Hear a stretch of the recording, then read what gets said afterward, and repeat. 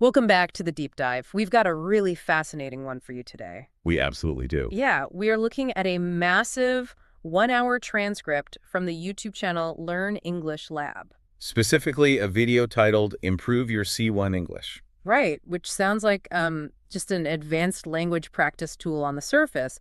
But when you really get into it, hidden inside is this incredible masterclass on a foundational question. A question that affects literally everyone listening. Exactly.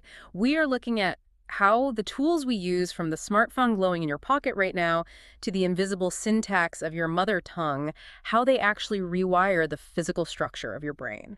It's a phenomenal topic. Yeah. And if you notice the visual backdrop behind me today, we've set up a split scene to represent this duality. Oh, yeah, I love this setup. On one side, we have this glowing, hyper-connected, futuristic digital cityscape.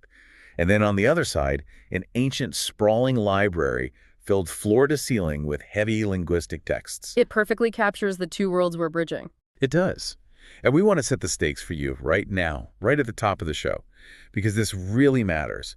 By the end of this dunk dive, you are going to look at your digital devices and the native language rolling off your tongue completely differently. You're going to get some incredibly practical insights into how you can actively take control of your own cognitive growth. Right, rather than just letting these tools passively shape your mind without you even realizing it. Okay, let's unpack this by starting with the digital mind. We are just swimming in technology today. Constantly. It's like turning on a tap for instant information.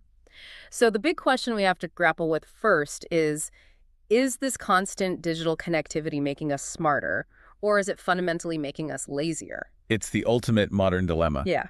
So let's start with the case for smarter, or what the sources might call cognitive augmentation. The sheer democratization of knowledge right now is unprecedented in human history. It really is. Geography and cost used to completely lock knowledge away. But today, you have platforms like Coursera, ADX, Khan Academy. I mean, you can literally take a full-blown university lecture on quantum mechanics or post-colonial literature right from your couch. Or wearing sweatpants. Exactly. And if you're trying to master a language or a new field, you have instant access to authentic, high-level materials. The Economist, the New York Review of Books, all just a click away. It is a total game changer for intellectual growth. What's fascinating here is how this technology actually interfaces with the mechanics of our brains, specifically through something called cognitive load theory. Right. I wanted to get into this. Break this down for us. So think of your working memory, the mental space, where you actively process new information, kind of like RAM in a computer. Okay. It's strictly limited. If you have 50 browser tabs open in your mind, remembering your grocery list, worrying about your schedule, agonizing over the spelling of a difficult word, your internal computer slows to a crawl. You just got that spinning loading wheel in your head. Exactly. You simply cannot learn effectively when you're bogged down like that. But now we have these powerful organizers like Notion and Evernote, or grammar checkers like Grammarly. Oh, I live by those. We all do. And by offloading the basic organization, the spelling, the scheduling, these tools reduce what researchers call extraneous cognitive load. They automatically close those background tabs for you. Precisely. That handles the busy work, which frees up your precious working memory for the heavy software, like complex problem solving, deep analysis, and creative thinking. And you see this with learning apps too, right? Absolutely. Take spaced repetition apps like Duolingo or Memrise. Or the AI tutors that adapt to your weaknesses in real time. Right. They use algorithms to track your memory decay. They literally prompt you to review a concept right before you are statistically likely to forget it. That is so efficient. And then you have global collaboration tools. Zoom, GitHub, Zooniverse, Tandem. They build spontaneous fluency and allow for massive citizen science projects. You are still doing the cognitive work, but the technology removes the friction of access and timing. It's highly efficient cognitive enhancement. That makes total sense. But here's where it gets really interesting, because we have to pivot to the dark side of this equation. The dark side is very real. There's this brilliant term that comes up in the material cognitive offloading. Yes. Think about your daily life. If you use your GPS for every single drive, even just navigating your own neighborhood, or you pull out a calculator to figure out a 15% tip at a restaurant, do those mental muscles start to atrophy? It's a highly debated question. Right.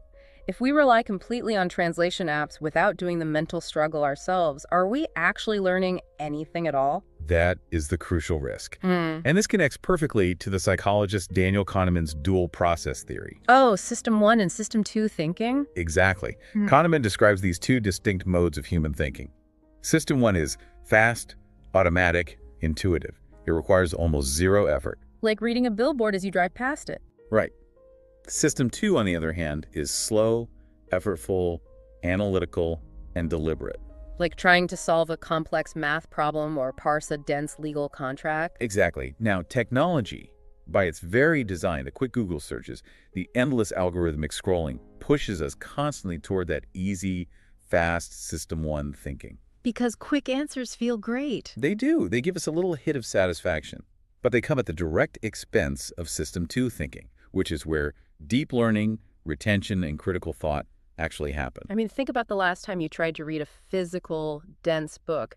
Did your brain literally itch for a distraction after just 2 or 3 pages? I think everyone has felt that recently. Yeah, and that's not a sudden lack of personal discipline. That is your System 1 thinking hijacking your brain because it's been conditioned by your phone to expect a new stimulus every 15 seconds. We are seeing a serious erosion of deep reading as a result. Right. We are so used to bite-sized content that our ability to sustain attention on a long, complex text is physically weakening. And it gets worse with the copy-paste mentality. Oh, the AI writing tool. Right. If you have an AI write your essay or draft your professional emails, the output might be grammatically flawless, but it entirely lacks your unique voice. It actively stifles originality because you are bypassing the messy, creative process of actually formulating a thought. And we really can't ignore the social and emotional costs here either. Relying heavily on text-based communication strips away the nonverbal cues. The tone of voice, the micro-expression. Yeah, and losing that can lead to a measurable drop in empathy. Not to mention the dopamine feedback loops from the notifications. Those pings are engineered in a lab to keep you addicted to instant gratification. And then, of course, you have the digital echo chambers. This is a huge issue. And regardless of what side of any political or social issue you fall on, we have to recognize that algorithms are simply designed to filter your feeds and show you exactly what you already believe. Because it keeps you on the platform longer. Exactly. But it walls you off from diverse perspectives. It stunts our ability to critically evaluate bias because we are just never challenged. So the synthesis here is that the outcome, whether tech makes you smarter or lazier, isn't automatic. Technology doesn't just happen to you. You have a choice in the matter. You do. The solution is intentionality. It's about blended learning and digital literacy. You use the digital tools for what they do best, but you actively step away to use pen and paper to brainstorm. Or you commit to having complex face-to-face discussions. Yes. You have to actively protect your attention. Right. Like using techniques like the Pomodoro method, working in intense focused bursts of 25 minutes, and then intentionally taking a break. It's a great way to combat that dopamine loop and force your brain back into System 2 thinking. You have to practice mindfulness to manage the digital overload. You have to become a critical consumer of information, actively checking sources rather than just passively scrolling. Precisely. You have to ensure that while the tools augment your abilities, they aren't replacing your core mental effort. I really love that framing. Okay, we've been beating up on modern technology a bit here, but the truth is, humans have been using tools to hack our brains for millennia. That's a very good point. In fact, the most powerful app we use is the one we're using right now to communicate: language. Humanity's oldest tool. So we know digital algorithms filter our information, but does the language you natively speak dictate what you can actually think? This brings us to a foundational concept in linguistics, the Sapir-Whorf hypothesis. Okay, let's get into this. Now, it's important to start by completely debunking the extreme version of this, which is known as linguistic determinism. That's the idea that language completely cages your thought, right? Exactly. The strict, rigid idea that if your language doesn't have a word for a specific concept, you are biologically incapable of understanding or imagining it. Which is just not true. Modern cognitive science universally rejects it. Humans can clearly imagine novel concepts, feel unnamed emotions, and invent new words for them all the time. Right, otherwise language would never evolve. Precisely. What is widely accepted today, however, is the modern, weaker version called linguistic relativity. Relativity, not determinism. Correct. This is the idea that the structure of your native language doesn't dictate your thoughts, but it subtly nudges or biases your cognitive processes. It makes certain ways of perceiving the world faster or easier or more habitual. Yes. And the real-world examples of this are just mind-bending. I was reading the section on these examples in the source text, and they are pure aha moments. Let's look at how we process time and space. The research by Lyra Boroditsky here is incredible. It really is. So in English, we naturally view time horizontally. We look forward to the future. We put the past behind us. It's a left to right, back to front timeline. But in Mandarin Chinese, speakers very commonly use vertical metaphors for time. Yeah. They use the word sheng, meaning up for the past, and laxia, meaning down for the future. Time is literally stacked vertically. And here is the crazy part about that.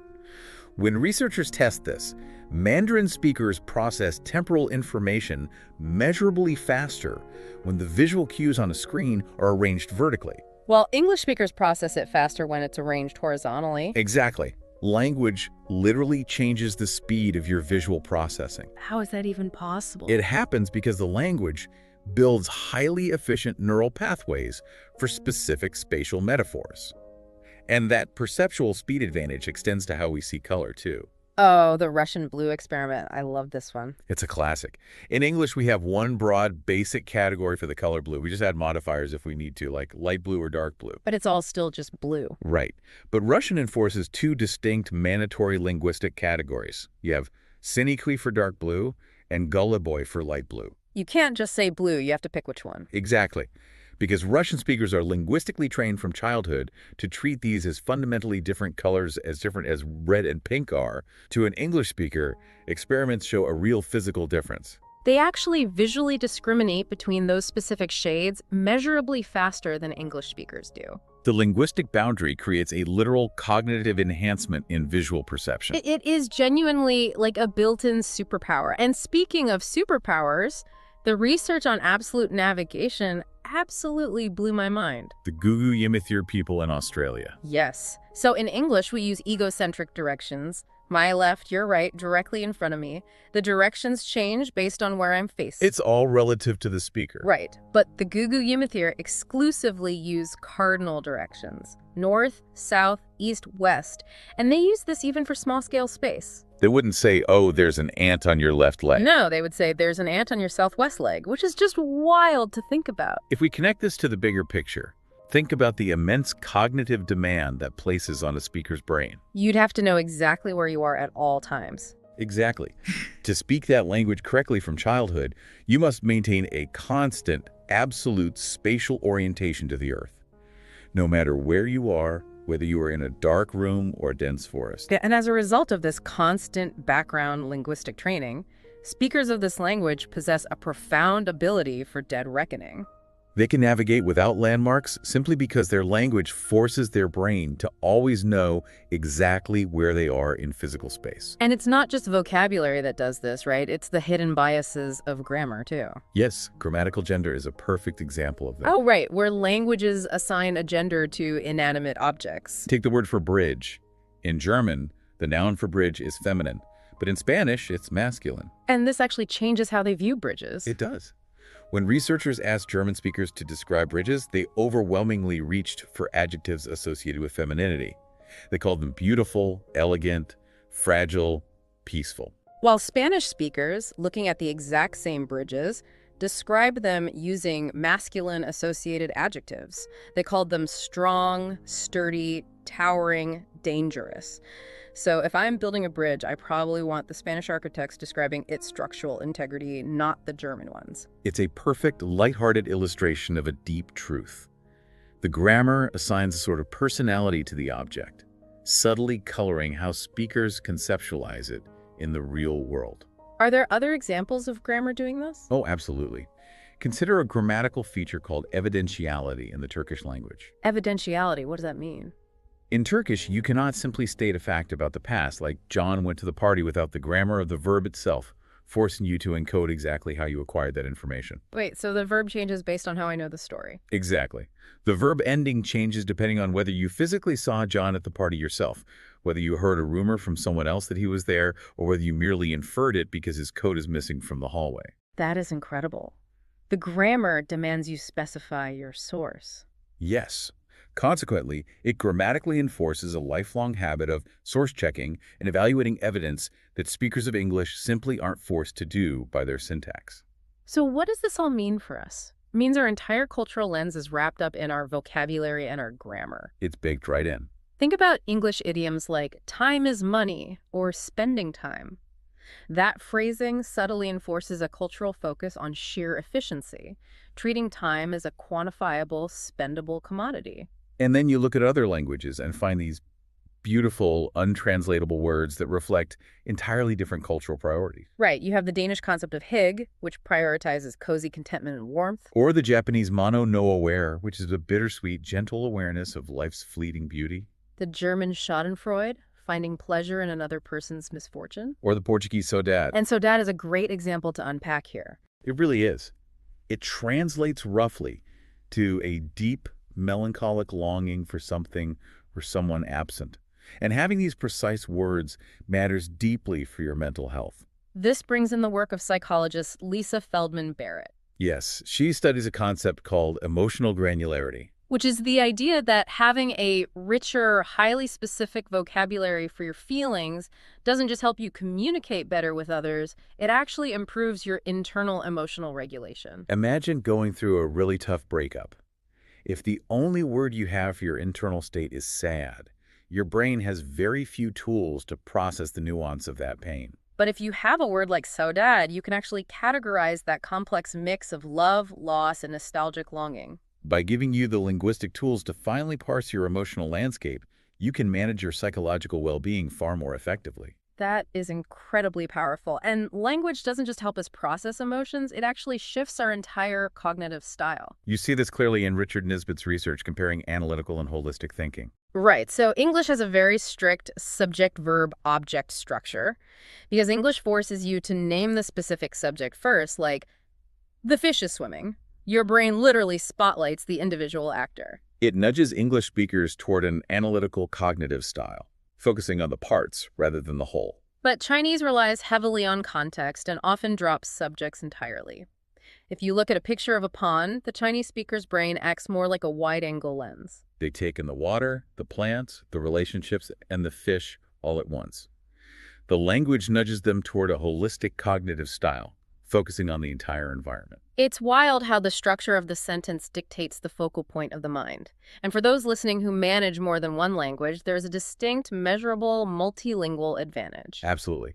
Constantly managing, selecting, and inhibiting multiple languages acts as a rigorous 24/7 workout for the brain's prefrontal cortex. It massively enhances your executive functions, your ability to switch tasks, focus your attention, ignore irrelevant distractions. The cognitive researcher, Ellen Bialystock, has provided compelling evidence that this bilingual brain training builds something called cognitive reserve. It actually changes the brain physically. It creates such robust, dense neural pathways that it can actually delay the clinical symptoms of dementia and Alzheimer's in old age. Your brain essentially builds up a physical resilience through the friction of managing different linguistic systems. It's remarkable. However, we absolutely must introduce a crucial caveat here. We have to be very careful to avoid linguistic stereotyping. Right. Just because a language nudges a population towards certain cognitive tendencies doesn't mean it defines the individual. Exactly. The human hardware is exactly the same across the globe. Language is just the software running on top of it. This is the principle of cognitive universalism. You cannot assume that every German speaker thinks of bridges as elegant, or that an English speaker is completely incapable of holistic thought. A linguistic tendency shows us the subtle currents in the waters we are swimming in, but it doesn't mean we can't swim against them. That's perfectly said. This has been an incredible journey today, just synthesizing everything we've covered, whether we are talking about the digital algorithms feeding us our news and correcting our spelling, or the ancient syntax and untranslatable vocabulary of our mother tongue. The overarching takeaway is identical. Our minds are deeply, fundamentally influenced by the tools we use. From the glowing screens in our hands to the invisible words in our mouths, our realities are constantly being shaped by our mediums. And that is exactly how you can actively apply this knowledge in your life today. Be incredibly mindful of your digital diet. Are you using these tools to augment your working memory, or are you cognitively offloading to the point of laziness? You have to protect your deep reading and your System 2 analytical thinking. And similarly, question the cultural assumptions hidden inside your own native language. Appreciate that someone from another linguistic background isn't just speaking differently. They might be perceiving the problem through an entirely different cognitive lens. Embrace the friction of learning. Whether it's grappling with a complex text without summarizing it with AI or learning the vocabulary of a new language. That friction is exactly what builds stronger mental muscles and delays cognitive decline. I couldn't agree more. This raises an important question, though. A final thought experiment to leave you with. Oh, I'm ready. We have spent this entire deep dive exploring how human thought is shaped by the subtle lens of language and augmented by our digital screens. Yeah. But looking ahead to the very near horizon of neurotechnology, things like brain-computer interfaces, such as Neuralink, what happens to human cognition when we reach a point where we can communicate purely through raw, digital thought and emotion, bypassing spoken and written language entirely. Wow. If we completely remove the lens of language, will we finally unlock some pure universal human cognition? Or will we simply replace linguistic relativity with a terrifying new kind of machine relativity, where our thoughts and feelings are entirely dictated by the architecture of the technology itself? Wow. That is an absolute mind bender to walk away with. What happens when the tool isn't just in your hand or on your tongue, but wired directly into your neurons? That is definitely something to chew on for the rest of the week. It really is. Well, thank you so much for joining us on this exploration today. We hope you feel a little sharper, a little more aware of the tools shaping your reality, and ready to take control of your own cognitive growth. Have an absolutely fantastic rest of your day, and we'll see you on the next deep dive.